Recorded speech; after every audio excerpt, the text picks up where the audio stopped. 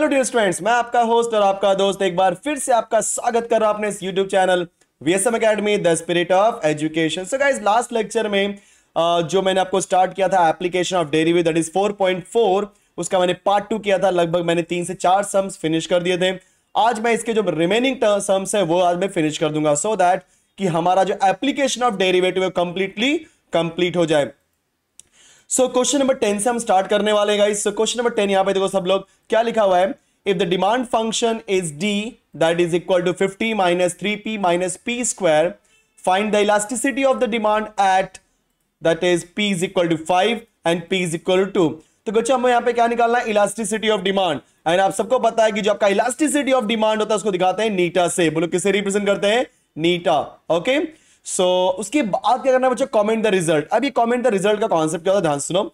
So start करने के पहले, क्वेश्चन स्टार्ट करने के पहले मैं आपको बता देना चाहता हूं एग्जैक्टली नीटा की वैल्यू क्या होती है। ध्यान देना, ये जो नीटा की वैल्यू होती है, ऑलवेज रिमेंबर, अगर नीटा की वैल्यू मोर देन 1 है तो हम अपने डिमांड को बोलते हैं, हमारा डिमांड क्या है बच्चों, elastic. So demand is elastic. Okay, and if your नीटा की value is lies between 0 and 1, मतलब 0 से बड़ा और 1 से छोटा, तब आपका जो डिमांड होता है स्टूडेंट्स वो होता है inelastic. So demand is inelastic. तो जब कभी भी बोलेंगे कि डिमांड फंक्शन से इलास्टिसिटी ऑफ डिमांड कैलकुलेट करो और उसके बाद कमेंट द रिजल्ट, तो याद ना बच्चों, हमें बताना होता है कि हमारा डिमांड इलास्टिक है कि इनइलास्टिक। ओके, सो ये दो कॉन्सेप्ट आप याद रखो कि when Neeta is greater then 1 so demand is elastic and the values of Neeta lies between 0 and 1, तो हम क्या बोलेंगे, हमारा डिमांड क्या है बच्चों, इनइलास्टिक। ओके, सो ये दो कॉन्सेप्ट आप दिमाग में रखते हुए चलो स्टार्ट करते हैं सॉल्यूशन। सो जगभग अगर आपने याद किया होगा बच्चों, लास्ट टाइम जो हमने लेक्चर फिनिश किया था, yes, question number 9 and question number 8 लगभग सेम ही थे। वहां पे भी आपको डिमांड फंक्शन दिया गया था और हमने क्या कैलकुलेट किया था, elasticity of demand at p is equal to 4 और यहां पे at p is equal to 11 divide by 14। Same question है, राइट। सो हियर डिमांड कितना दिया बच्चों हमें, 50 minus 3p minus p square. तो हमारे पास डिमांड फंक्शन है। अब रूल के हिसाब से मैं फिर से बताता हूं कि नीटा का फॉर्मूला बोलो क्या था आपका, pd, याद है ना, pd। So minus p divide by d into derivative of d with respect to p। Okay, perfect. So confuse मत होना, कहीं कहीं पे डिमांड को x भी बोलते हैं, नंबर ऑफ प्रोडक्ट। क्योंकि क्या होता है, देखो डिमांड एग्जैक्टली होता क्या, जैसे अगर मैं बोलूं कि मुझे यहाँ पे 10 प्रोडक्ट्स की रिक्वायरमेंट है, that means my demand value is 10। Okay, so confuse कभी मत होना कि अगर उसने नंबर ऑफ आइटम्स या नंबर ऑफ प्रोडक्ट बोल दिया तो सर वो डिमांड है कि क्या एग्जैक्टली। ठीक है, तो बच्चों किसका रोल प्ले करता है, डिमांड का। तो यहाँ पे साफ साफ डिमांड की वैल्यू दी है तो ज्यादा सोचने की जरूरत नहीं यहाँ पे। सो फॉर्मूले के हिसाब से minus P upon D into derivative of D with respect to P. So rule के हिसाब से सबसे पहले हम क्या करेंगे, डिमांड का निकालेंगे derivative with respect to price. So differentiate with respect to price that is P. So बोलो क्या मिल जाएगा आपको, derivative of D with respect to p that is equal to d by dp of whole function that is 50 minus 3p minus p square. अब हमें निकालना है derivative. So derivative of d with respect to p, बोलो 50 is constant, तो मैंने बताया हुआ है कांस्टेंट अकेला आ गया मतलब उसका derivative 0, minus 3 is constant but वहां पे 3p है। सो 3p में 3 को साइड करो क्योंकि 3 आपका वेरिएबल के साथ में आया बच्चों, याद रखना। अगर अकेला कांस्टेंट होता है डेरिवेटिव में तो डायरेक्टली आपको निकालना है डेरिवेटिव 0, बट अगर कोई भी कांस्टेंट वेरिएबल के साथ में आता है तो कांस्टेंट को साइड में करो, राइट। जिस तरीके से हमने -3 साइड में किया और निकालेंगे p का derivative with respect to p। जिस तरीके से x का derivative with respect to x 1 होता है, उसी तरीके से स्टूडेंट्स p का derivative with respect to p बोलो क्या होता है, 1 माइनस p स्क्वायर, बोलो p स्क्वायर का derivative 2p। Clear, perfect. So derivative of d with respect to p that is what, -3 minus 2p। Confirm. सो लगभग हमने ये वैल्यू निकाल दी। अब इतना होने के बाद हम क्या करेंगे, बोलो हमारे पास derivative of d with respect to p आ चुका है, इसको बॉक्स में डाल देते हैं सो दैट कि थोड़ा हाईलाइट होता है। अब रूल के हिसाब से नीटा का फॉर्मूला अप्लाई करते हैं स्टूडेंट्स। सो बोलो सिंस नीटा मतलब इलास्टिसिटी ऑफ डिमांड, बोलो क्या होता है, minus p divide by d into derivative of d with respect to price that is p। So therefore neta is equal to minus p। बच्चों d की वैल्यू पुट कर देते हैं, याद है ना, मैंने बताया था पूरा सिंप्लीफाई करने के बाद ही आपको p की वैल्यू पुट करना है। Clear, perfect. सो यहां पे d की वैल्यू क्या है, बोलो 50 minus 3p minus p square. So 50 minus 3p minus p square. This is the value of d, and after that derivative of d with respect to p की value क्या है students? -3 minus 2p. अब देखा जाए तो पूरा का पूरा इक्वेशन आपका p के फॉर्म में कन्वर्ट हो चुका है. सो एक काम करते हैं, नीटा मैंने ऐसे ही रखा, माइनस पी को अंदर भेज दो ब्रैकेट के अंदर. So minus P into -3 plus 3p, फिर minus P into -2p plus 2 times of p square and whole divided by students 50 minus 3p minus p square. अब हमारे पास नीटा का फॉर्मूला बन चुका है. अब 1 by 1 जो क्वेश्चन में बोला था, फर्स्ट क्वेश्चन में क्या बोला था कि find the elasticity of demand at p is equal to 5, right. So case number 1 हम क्या करेंगे, p की वैल्यू 5 पुट करेंगे. सो बोलो क्या हो जाएगा, नीटा is equal to 3 times of p के प्लेस पे 5 प्लस 2 टाइम्स ऑफ p के प्लेस पे 5, तो 5 का square whole divided by 50 as it is minus 3 into P के प्लेस पे 5 पुट किया हमने, -5 का स्क्वायर. चलो सिंप्लीफाई करते हो, देखते हैं क्या वैल्यू आ रही है. सो नीटा इज इक्वल टू 3 5 15 प्लस बोलो 5 का स्क्वायर क्या होता है 25, 25 2 50. ओके, इतना आप शॉर्ट आउट कर सकते हो, no doubt. Then next one 50 as it is, then 3 5 15, तो -15 हो जाएगा. एंड स्टूडेंट्स 5 का square is 25, so -25. Now in the next step this 15 plus 50 is 65 whole divide by, अच्छा बताओ जरा मुझे, ये 50 हमने कॉपी किया हुआ है, -15 -25, बोलो -15 -25, बोलो क्या मिलेगा आपका, यस इट इज 40. तो मुझे यहां पे क्या मिल गया बच्चों, 40. Clear, perfect. So therefore Neeta is equal to 65 divided by 10. So finally हमारा आंसर क्या मिलने वाला है, yes. So therefore नीटा की वैल्यू आएगी 6.5. अब ध्यान देना, मुझे यहां पे देना है कमेंट द रिजल्ट. जो भी रिजल्ट है उसको कमेंट करना है. सो जो भी हमें रिजल्ट आया, मतलब नीटा की जो भी वैल्यू है, that is elasticity of demand, बोलो कितना मुझे मिला 6.5, and this 6.5 is more then 1. और रूल के हिसाब से if the value of neta is more than 1 then your demand function is elastic. So यहां पे आपका आंसर बोलो क्या आने वाला है, demand. therefore demand is elastic. Okay, बहुत आसान क्वेश्चन था, कोई दिक्कत नहीं. चलो इसी पे हम लोग यहाँ पे सेकंड पार्ट करते हैं इसके साइड में, सो दैट कोई कंफ्यूजन ना आपको. एंड वहां पे p की वैल्यू क्या पुट करनी है हमें बच्चों, 2 पुट करनी है ना. सो सब्स्टिट्यूट और we can say that put p is equal to 2. So हमें क्या मिलेगा बोलो, नीटा की value, yes 3 into 2 plus 2 into 2 का square whole divided by 50 as it is minus 3 into 2 minus 2 का स्क्वायर. सो नीटा की वैल्यू बोलो 3 2 6, then 2 का square 4, 4 2 8 divided by 50 as it is minus 3 2 6 minus 2 का square 4. Okay students, so now नीटा की value बोलो क्या हो जाएगी, 6 plus 8 14, देन -6 -4 होता है -10, एंड 50 -10 बोलो क्या आएगा आपका 40. सिंप्लीफाई करो, 2 7 14 and 2 2 right. So the answer is eta that is equal to 7 divide by 20. बच्चों ये हमारा जो वैल्यू है 7/20 है. 7/20 मतलब ये 0 पॉइंट समथिंग आएगा. Clear, right. जब इसे आप सिंप्लीफाई करोगे आपको बोलो क्या आएगा 0 पॉइंट समथिंग. सो मैं बोल सकता हूं कि जो मेरे नीटा की वैल्यू है वो 0 से 1 के बीच में आ रही है. 1 से बड़ी नहीं है बट 0 से, क्योंकि 0 पॉइंट समथिंग आ गया मतलब it is lies between 0 and 1. अगर ये 0 और 1 के बीच में आ रहा है इसका मतलब क्या हो गया आपका, इनइलास्टिक. याद है ना कि when your Neeta is more then, rule के हिसाब से स्टूडेंट्स, राइट, जब आपके नीटा की वैल्यू क्या होगी 1 से ज्यादा, तो हम क्या बोलेंगे, demand is elastic. But when your नीटा की value is lies between or lies between 0 and 1, then demand is inelastic. Clear, perfect. So therefore we can say that demand is inelastic. Okay, yes. So ये रहा हमारा question number, that is what question number 10, जिसमें हमारे पास d दिया गया था and हमने differentiate करके derivative of d with respect to price निकाला, फिर नीटा की वैल्यू सिंप्लीफाई करके निकाला, फिर बच्चों हमने क्या किया, चेक किया कि भाई कहां पे वैल्यू क्या आ रही है. क्लियर. सो गाइस ये रहा हमारा क्वेश्चन नंबर दैट इज 10 हमने कंप्लीट कर दिया. सो मूव करते हैं अगले क्वेश्चन पे, question number 11. So guys question number 11 exactly same है. क्या दिया बोलो, for the demand function d that is equal to 100 minus p square divided by 2, find the elasticity of the demand at p is equal to 10 and p is equal to 6 and comment the results. Okay, so देखा जाए तो question exactly same है, सिर्फ आपका function change हुआ है. Otherwise आपका value change हुआ है, लेकिन पूरा का पूरा जो कॉन्सेप्ट है एज इट इज आपको सॉल्व करना है। सो ये क्वेश्चन मैं आपको होमवर्क दे रहा हूं स्टूडेंट्स, राइट, इसको आपको खुद से ट्राई करना है एंड जो भी आंसर रहेगा आप मुझे कमेंट बॉक्स में कमेंट करके पूछ सकते हैं कि हाँ राइट है कि रॉन्ग। ओके, सो चलो मूव करते हैं अगले क्वेश्चन पे। Okay, question number 12। सो गाइस क्वेश्चन नंबर 12 बहुत ध्यान से देखना सब लोग, एग्जैक्टली क्या दिया क्वेश्चन नंबर 12 में। सो क्वेश्चन नंबर 12 जो आपका है यहां पे लिखा है, a manufacturing company produces x items at a total cost of ₹40 + 2x।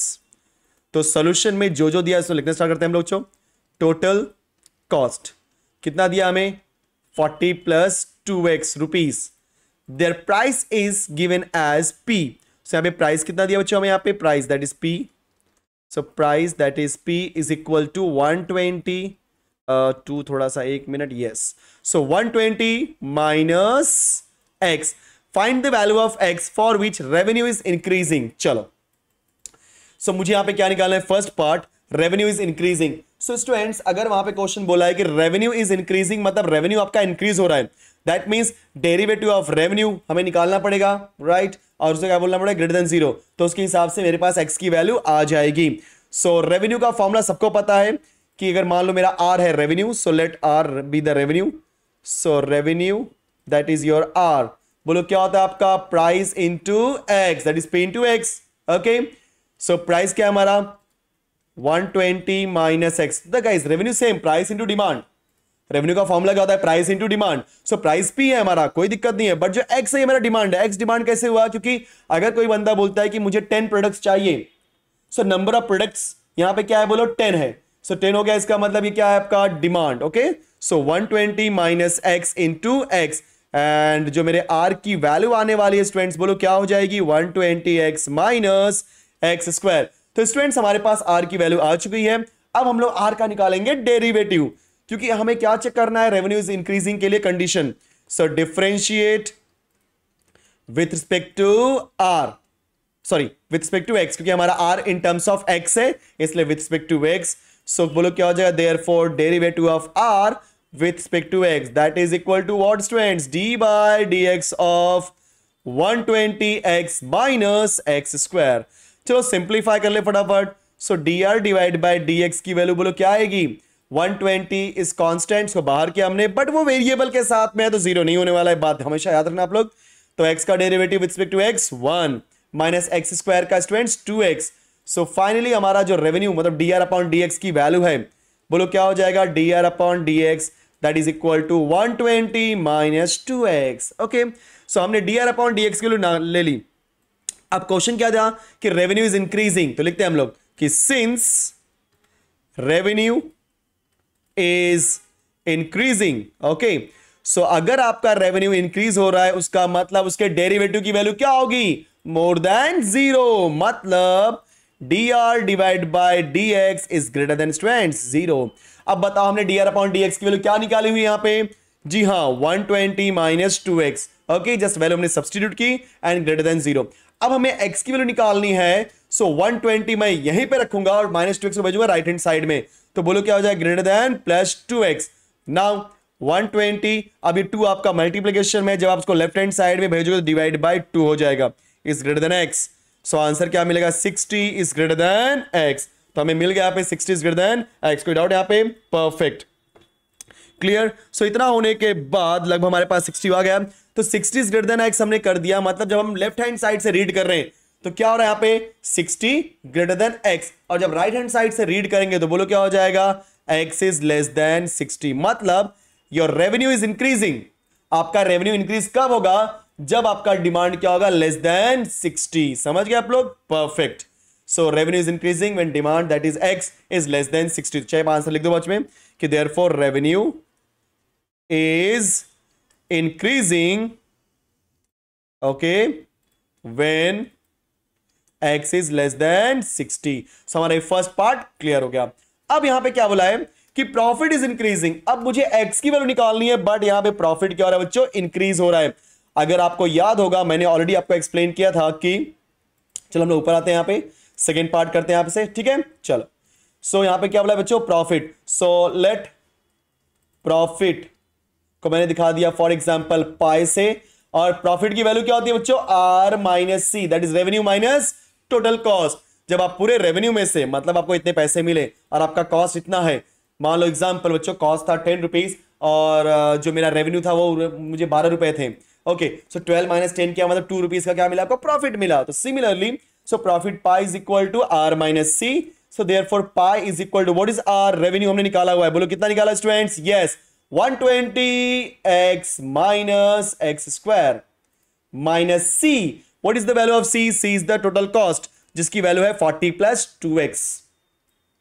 Okay perfect, so therefore pi की वैल्यू बोलो क्या हो जाएगी, 120x minus X square minus sign bracket open करो, so minus 40 minus 2x, so therefore pi की value क्या आएगी बोलो, सिंप्लीफाई करेंगे तो 120x माइनस 2x बोलो क्या होता है आपका 118x, then minus X square minus 40 हमने लिख दिया। सो यहां पे पाई क्या है बच्चों, प्रॉफिट। अगर आपका प्रॉफिट इंक्रीज हो रहा है सो उसका डेरिवेटिव क्या होगा, मोर देन जीरो, तो उसके लिए मुझे क्या करना पड़ेगा, डिफरेंशिएट। अब पाई दिया इन टर्म्स ऑफ x, मतलब differentiate pi with respect to x, so differentiate pi with respect to x, pi मतलब profit, so derivative of pi with respect to x, बोलो क्या मिलेगा बच्चों, 118 is constant but it is with variable, सो x का derivative क्या हो जाएगा 1 माइनस एक्स स्क्वायर का डेरिवेटिव 2x, बोलो x स्क्वायर का डेरिवेटिव वहां पे क्या हो जाएगा 2x माइनस फिर 40 इज कांस्टेंट, अकेला कांस्टेंट तो बाय डिफॉल्ट क्या हो जाएगा उसका derivative 0।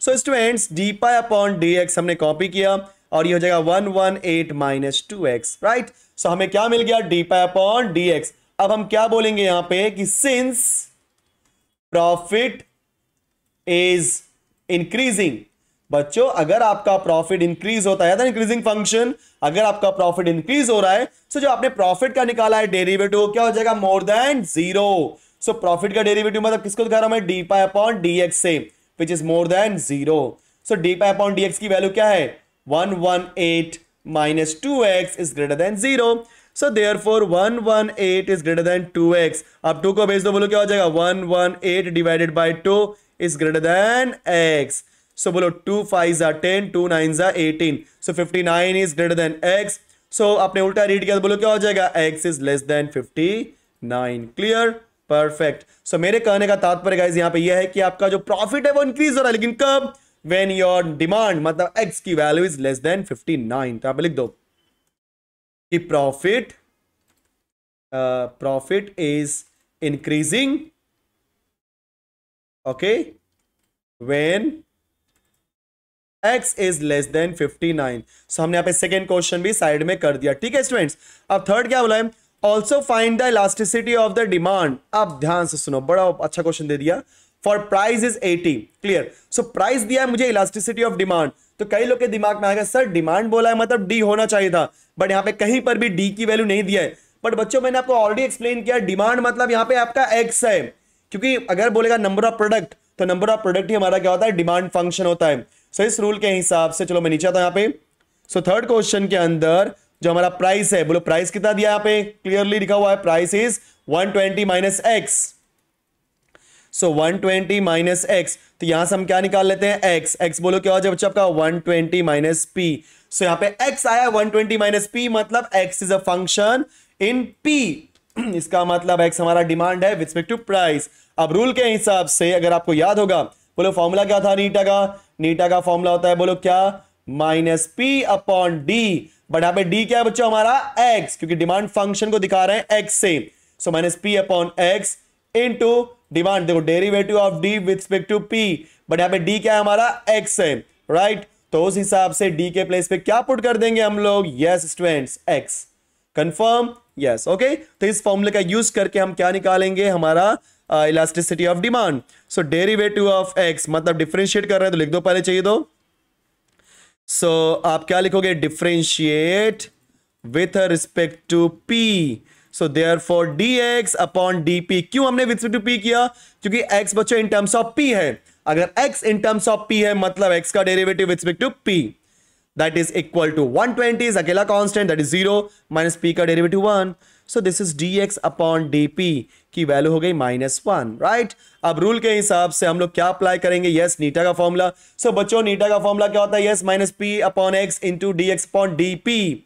So therefore eta is equal to minus P, हमने कॉपी किया एक्स, तो एक्स की वैल्यू क्या है बोलो 120 माइनस पी, लिख दो सब लोग 120 minus P into dx upon dp, बोलो dx अपॉन dp की वैल्यू क्या है -1।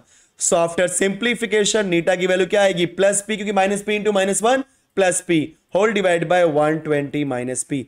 तो मेरे पास नीटा की वैल्यू आ चुकी है, मतलब इलास्टिसिटी ऑफ डिमांड। और उसने साफ साफ बोला था कि अगर आपको इलास्टिसिटी ऑफ डिमांड निकालना है, लेकिन किस पे निकालना है, व्हेन प्राइस इज 80, तो आप लिखो put p is equal to 80, so therefore neta that is equal to 80 divided by 120 minus 80। After simplification बोलो क्या हो जाएगा 80 डिवाइड बाय 40, क्योंकि 120 माइनस 80 क्या होता है 40, 0 0 गेट कैंसल्ड, 4 2 जा 8। सो यहाँ पे नीटा की वैल्यू क्या मिली 2, मतलब इलास्टिसिटी ऑफ डिमांड की वैल्यू यहाँ पे क्या है बच्चों 2। देखा आपने। तो इस तरीके से सबसे पहले मैंने किसके लिए सॉल्व किया, यस रेवेन्यू इज इंक्रीजिंग के लिए, फिर second question profit is increasing के लिए, फिर मैंने इलास्टिसिटी ऑफ डिमांड निकाला। तो डिमांड हमारा फंक्शन, इलास्टिसिटी ऑफ डिमांड निकालने के लिए आपके पास डिमांड होना चाहिए, ध्यान देना। अगर डिमांड डायरेक्टली आपको नहीं दिया गया है तो देखो प्राइस कहां दिया है, सो प्राइस में जो भी एक्स होगा वही हमारा क्या होगा डिमांड फंक्शन का रोल प्ले करेगा। क्लियर, चलो मूव करते हैं अगले क्वेश्चन के पास। सो ये रहा हमारा अगला क्वेश्चन, अच्छा क्वेश्चन गाइस, ये हमारा लास्ट क्वेश्चन है। क्या लिखा है बोलो, फाइंड एमपीसी, याद है ना, yes. So marginal price to, याद right, that is MPC, MPS, right, then आपका consumption, okay, so marginal propensity to consumption, then marginal propensity to save, then average propensity to consumption, okay, so then average propensity to save। so ये हमारे पास MPC है, MPS है, APC है, APS है।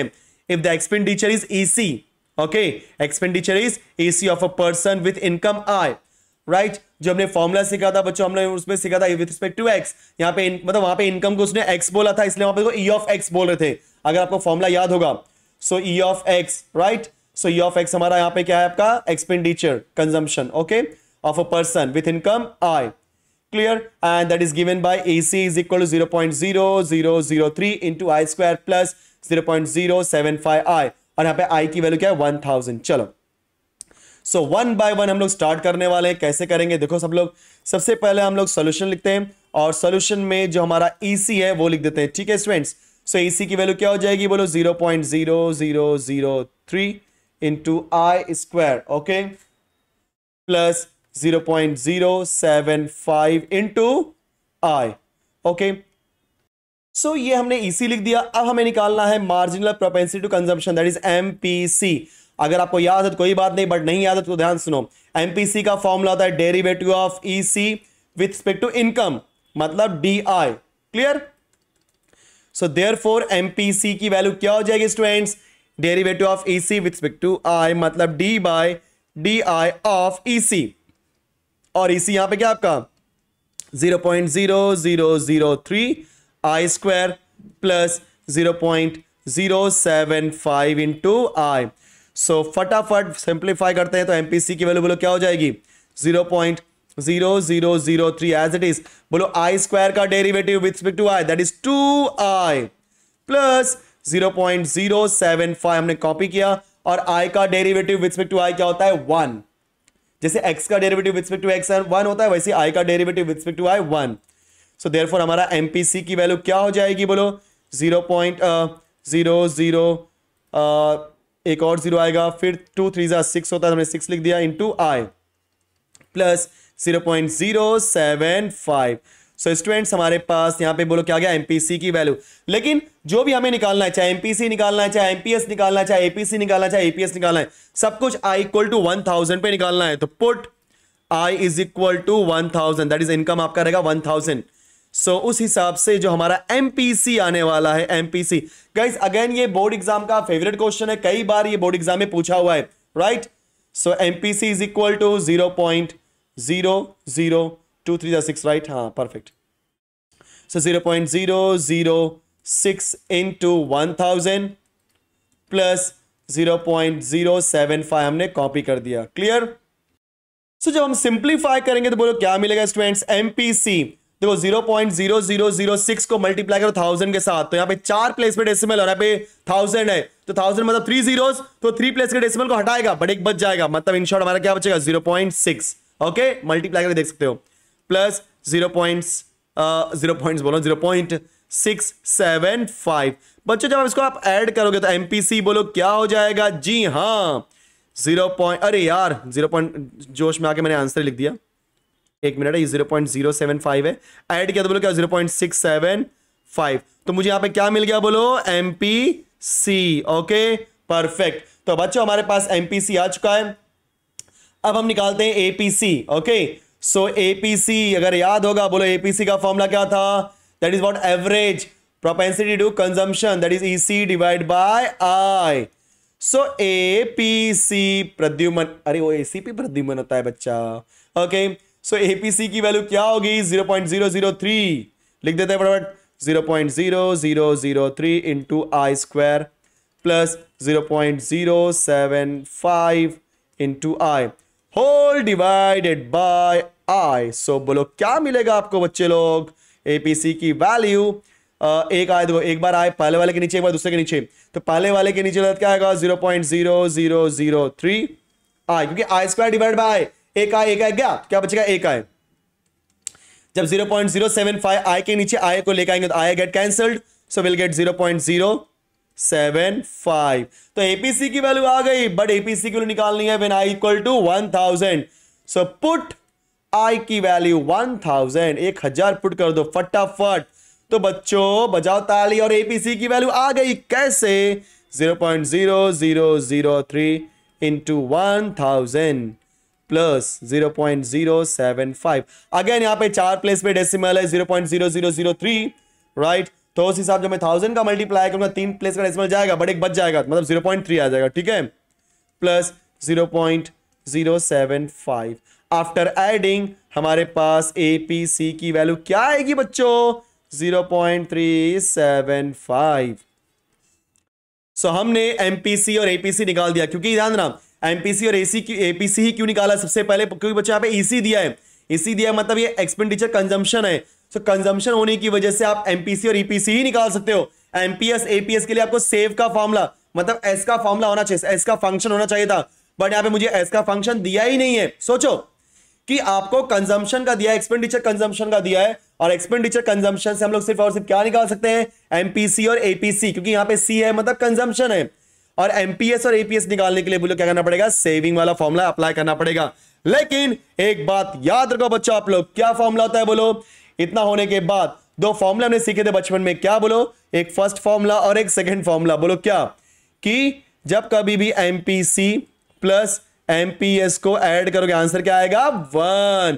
उसी तरीके से बच्चों एपीसी प्लस एपीएस को ऐड करोगे आंसर क्या आ जाएगा 1। देखा आपने, सो देयरफॉर पहले चलो एपीएससी वाला कर लेते हैं। सो एपीसी की वैल्यू क्या है 0.375 प्लस एपीएस की वैल्यू क्या 1 है। ओके सो एपीएस की वैल्यू हो जाएगी 1 minus 0.3 times of 375।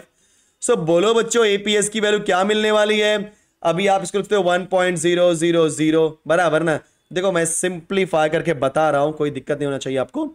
So therefore APS का फॉर्मूला क्या हो जाएगा बच्चों 10 minus 5 is 5, 9 minus 7 is 2, then 9 minus 3 is 6, 10.0, क्या बात है। तो एपीएस की वैल्यू क्या मिली 0.625, और यहां पे आता है एमपीसी के पास, तो बच्चों हमने एमपीसी की वैल्यू क्या निकाली थी 0.675, तो 0.675 प्लस एमपीएस तो निकालना है हमें इज इक्वल टू 1। सो बच्चों एमपीएस की वैल्यू क्या आएगी 1 माइनस 0.675। ओके सो एमपीएस की वैल्यू क्या हो जाएगी, सिंप्लीफाई करो 10 minus 5 is 5, 9 minus 7 is 2, then आपका बचेगा 9 minus 3 is 9 minus 6 is 3, so 325। Clear, ये हो गया हमारे पास एमपीएस की वैल्यू। सो इस तरीके से मैंने क्या कैलकुलेट किया MPS and APS by using MPC and APC. Clear, yes. So बोलो एमपीएस की वैल्यू क्या मिली 0.325, करेक्ट, एंड एपीएस की वैल्यू क्या मिली 0.625। सो गाइस ये हमारा 4.4 एक्सरसाइज का हमारा लास्ट पार्ट था। लगभग क्या हमने जो हमारा एप्लीकेशन ऑफ डेरिवेटिव था वो हमने खत्म कर दिया, एंड रूल के हिसाब से मैंने बताया था कि मंडे ट्यूसडे वेडनेसडे में मैथ्स 1 का लेक्चर अपलोड करूंगा and Wednesday Thursday Friday Thursday Friday Saturday मतलब मंडे ट्यूसडे वेडनेसडे ये 3 दिन आपका मैथ्स 1 होगा। देन थर्सडे फ्राइडे सैटरडे बच्चों क्या होगा आपका मैथ्स 2। क्लियर। सो लगभग आज हमारा ये कौन सा है बच्चों, वेडनेसडे का दिन है एंड आपने क्या देखा कि हमने हमारा एप्लीकेशन ऑफ डेरिवेटिव खत्म कर दिया। सो नेक्स्ट मंडे को मैं स्टार्ट करने वाला हूं डेफिनेट इंटीग्रेशन। बोलो क्या स्टार्ट करने वाला हूं, डेफिनेट। सो लगभग हमने क्या बोलते हैं लॉजिक हो गया, मैट्रिसेस, देन आपका डिफरेंशिएशन, एप्लीकेशन ऑफ डेरिवेटिव, उसके बाद इंटीग्रेशन खत्म कर दिया। अब आपका आएगा डेफिनेट इंटीग्रेशन, 3 चैप्टर और बचे हैं। डेफिनेट इंटीग्रेशन में 2 ही एक्सरसाइज है और एप्लीकेशन ऑफ डेफिनेट इंटीग्रेशन में 1 ही एक्सरसाइज है। तो ये दोनों चैप्टर बहुत फास्ट होने वाले हैं, जल्दी जल्दी होने वाले हैं, ज्यादा टाइम लगने वाला नहीं है। सो फटाफट गाइस वीडियो को लाइक कर दो, शेयर करो एंड अगर आपने अभी तक सब्सक्राइब नहीं किया तो फटाफट सब्सक्राइब कर दो। सो मिलते हैं नेक्स्ट वीडियो में। Thank you so much, bye bye.